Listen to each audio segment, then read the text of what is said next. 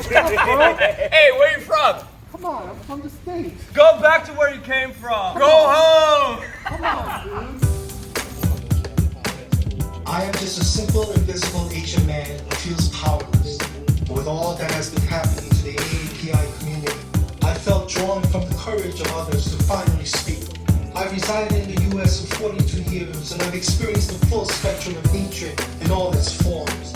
The feeling of isolation was painful, but what hurt the most was accepting such behaviors as norms and telling myself nothing will ever change.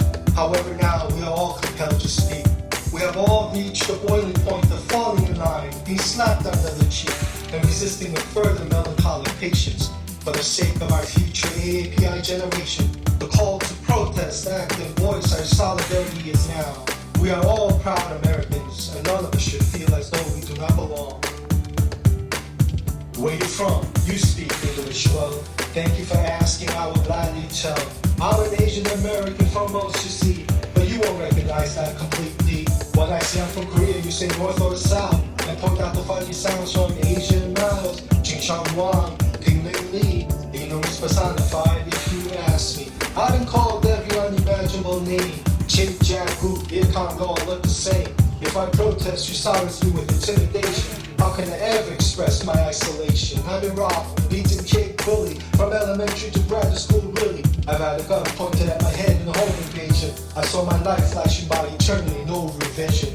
Yes, I'm Asian, but still American, you see. I'm proud of my heritage in the land of the free. I lived here since I was 8, now I'm 50, but assimilation culturally is a little bit risky. As America still sees me as a stereotype of fallacies, who don't have the divine rights to live contrarily. Why can't we all get along and find common ground in our humanity, instead of seeking vengeance founded in narratives of victors who revise history? The Constitution was written on the principles of freedom and liberty. And why is it so hard for all of us Americans to live in unity? A young child looked at me, called me Ching Chong Wang, to gleefully mock what he sees. His father smiled and nodded his head proudly. I walked away to avoid confrontation, but in my heart was only consternation. What is being taught in homes, the teens can spit at me in public spaces, and I'm open target of harmless faces. When we got robbed, the police officers were laughing. One said, I think they want a chick restaurant, believe me. When my parents were attacked on the streets, no one helped. The DA didn't care, no elder hate crime they should have felt. This is my American dream, shattered hopes and aspirations, but I still love this country of freedom and inspiration.